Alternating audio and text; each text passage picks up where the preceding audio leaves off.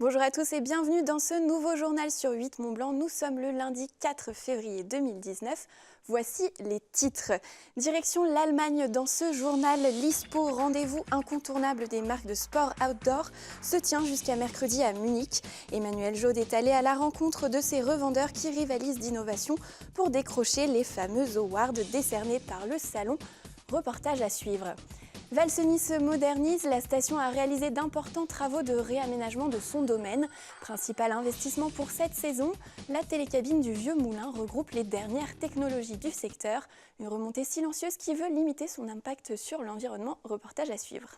Mais avant de développer ces titres, retour sur une avalanche du côté de Valseny. Elle a fait 1 mort et 2 blessés. L'avalanche s'est déclenchée samedi vers 15h dans un secteur hors piste de Termignon sur le domaine de Valseny en Haute-Maurienne. Elle a emporté une dizaine de personnes.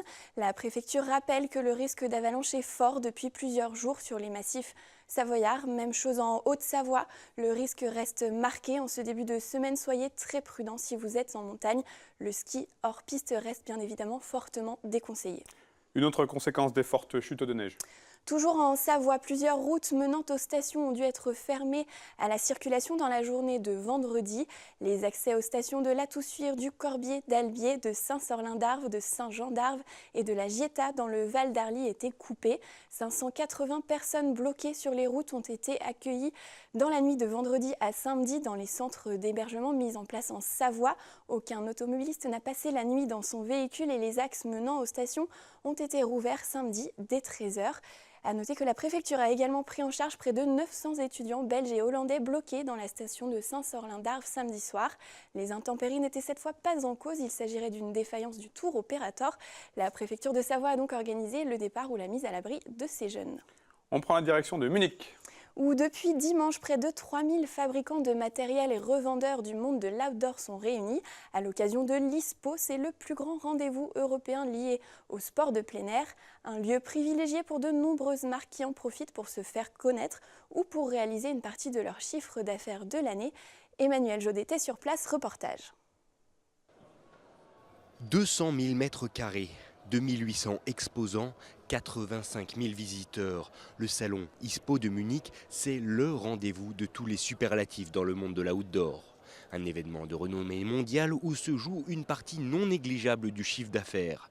D'ailleurs, pour de nombreuses marques, il est tout bonnement impensable de ne pas être présent, ne serait-ce que pour toucher de nouveaux marchés.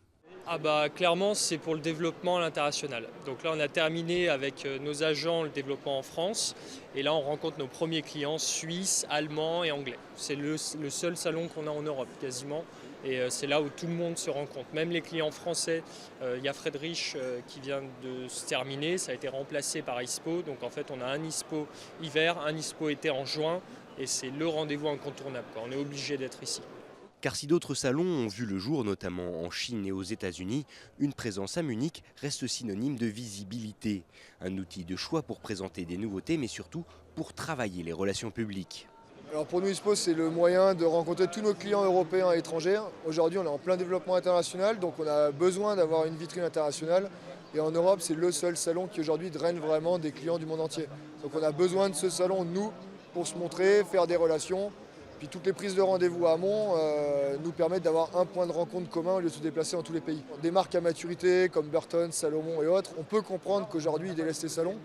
Une marque comme nous qui est en pleine croissance internationale, on n'a pas le choix, c'est un passage obligatoire. Car en effet, plusieurs grands noms français ont pourtant choisi de faire l'impasse sur l'ISPO.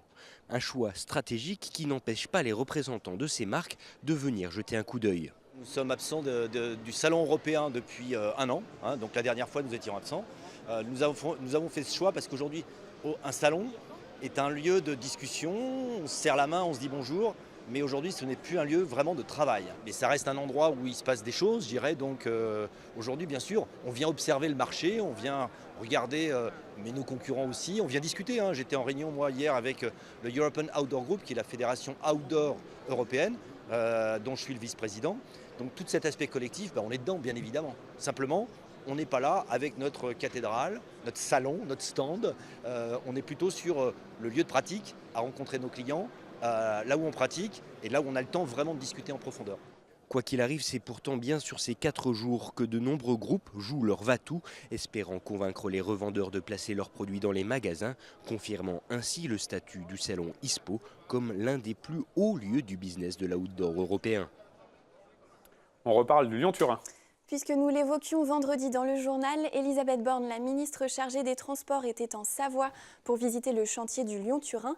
Elle a évoqué à cette occasion plusieurs points en suspens dans le projet. Les accès à cet ouvrage sont notamment au centre de vives discussions. Pour tenter d'apporter des réponses, un observatoire des trafics pourrait voir le jour, comme nous l'explique Elisabeth Borne au micro d'Emmanuel Jaude.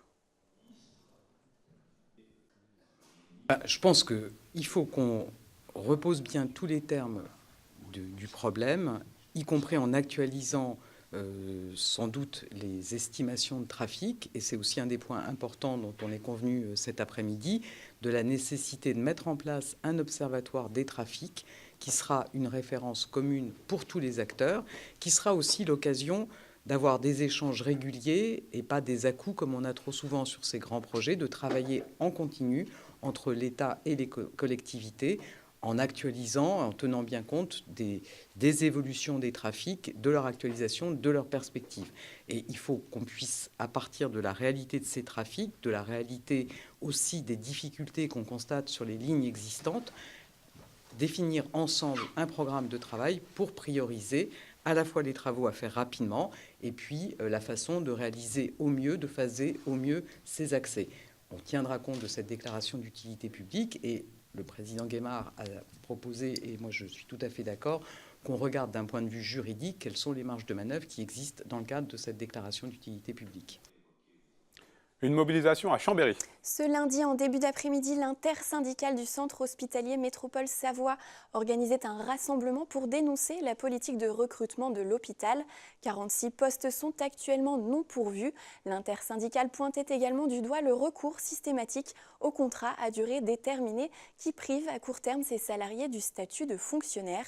On écoute Audrey Batzelet, la représentante de l'intersyndicale, au micro de Jean-Paul Crespi. On a un hôpital qui pourrait être attractif, c'est-à-dire quand vous voyez un hôpital tout neuf, il est beau, il est chouette, on a des spécialités qui sont intéressantes pour les professionnels et pourtant l'hôpital n'arrive pas à recruter.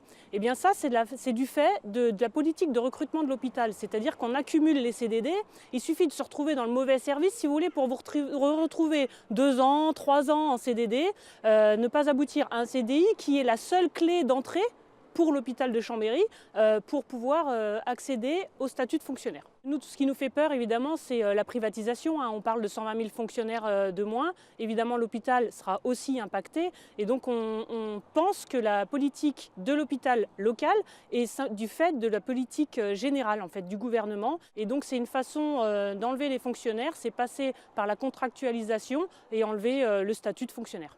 L'hôpital public est en train de mourir.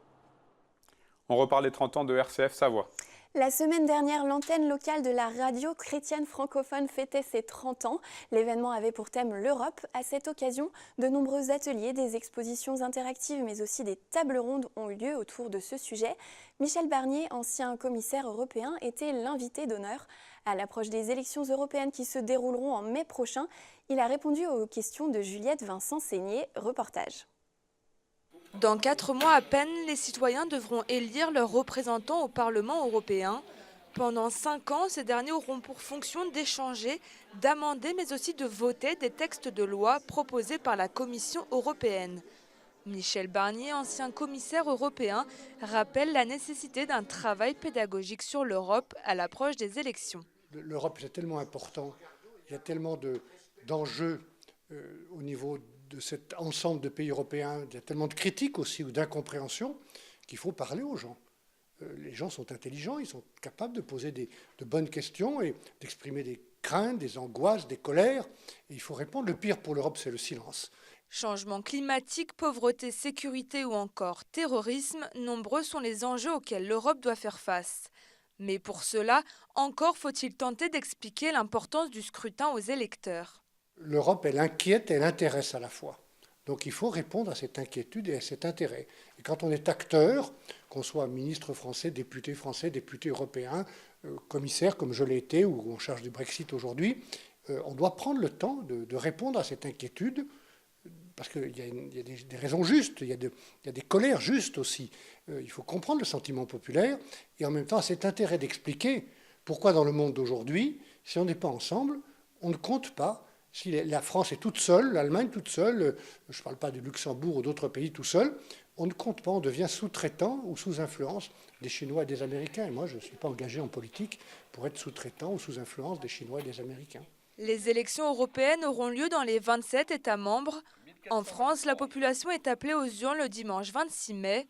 En 2014, lors du dernier vote, seuls 42% des Français s'étaient exprimés sur le sujet. Alors que les championnats du monde de ski alpin débutent ce mardi à Åre en Suède avec le Super G dames, les Bleus ont brillé ce week-end à Park City pour les mondiaux de ski freestyle. En ski cross, François Place s'offre le titre mondial. Jean-Frédéric Chapuis et Bastien Midol se classent 5e et 9e. Chez les femmes, Tess Le Deux est devenue la toute première championne du monde de Big Air. À 17 ans, la skieuse de la Plagne remporte une 2e médaille d'or mondiale après le slopestyle en 2017. Alizée Baron, quant à elle, décroche le bronze en ski cross. Valseny se modernise. La station de Haute-Maurienne-Vanoise a investi plus de 20 millions d'euros dans de nouveaux aménagements cet hiver. Production de neige, téléski, espace débutant, snowpark. Valseny se restructure pour rendre son domaine encore plus attractif. Parmi les nouvelles remontées, la télécabine du Vieux Moulin rassemble les dernières technologies de pointe entre confort et développement durable. La remontée a été officiellement inaugurée jeudi dernier. Reportage. 6 minutes pour atteindre 2100 mètres. Voilà qui fait la fierté de la station de Valseny. La nouvelle télécabine du Vieux Moulin a remplacé une ancienne remontée, installée là depuis 35 ans. Situé entre 1500 mètres et 2800 mètres d'altitude, le domaine avait besoin d'un brin de modernité. Les aménagements entrepris pour cet hiver doivent aussi répondre aux enjeux du futur. L'évolution du climat, on imagine ce que pourront être les sports d'hiver dans 30 ans, dans 40 ans. Et même si Valseny est très bien exposé puisqu'il profite régulièrement des retours d'Est, monte, son domaine va jusqu'à 2800 mètres, c'est sûr que notamment pour les débuts et les fins de saison, d'aller rapidement en altitude grâce à cette nouvelle infrastructure, c'est important. Assurer la pérennité de l'activité, tel était l'objectif des travaux de modernisation de la station. Mais pas à n'importe quel prix. Si la télécabine inclut les dernières technologies en matière de confort, le domaine a voulu l'inscrire dans une démarche de respect de l'environnement. L'inauguration permet de dire tout le travail qui est fait par la SEM justement sur cette protection de l'environnement. Alors un travail qui a été fait pendant le chantier particulièrement, donc des choix de trajectoire de la ligne, des choix d'un écologue qui surveillait les travaux, des choix de mise en défense pour certains animaux ou certaines fleurs. Mais par ailleurs, la SEM est porteur d'un observatoire environnemental. Il n'y a pas beaucoup de stations qui ont un observatoire environnemental et la SEM s'est engagée aussi, donc la société de remontée mécanique, s'est engagée dans un programme de protection notamment du tétralyre et d'ores et déjà cet hiver fait un inventaire hivernal de la présence de ces oiseaux pour à terme prendre les mesures pour les défendre. Un système de récupération de la chaleur produite par le moteur de la remontée a également été conçu pour chauffer la salle hors sac à l'arrivée. Une dizaine de pylônes ont également été supprimés. La télécabine transporte ainsi 2200 skieurs embarqués chaque heure contre 1200 auparavant. Une façon d'allier modernité et préservation à quelques pas du parc national de la Vanoise. C'est la fin de cette édition. Merci de votre fidélité à 8 Mont-Blanc.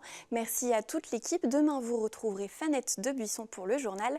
Seb, je te laisse conclure. Passez une très belle soirée et à bientôt.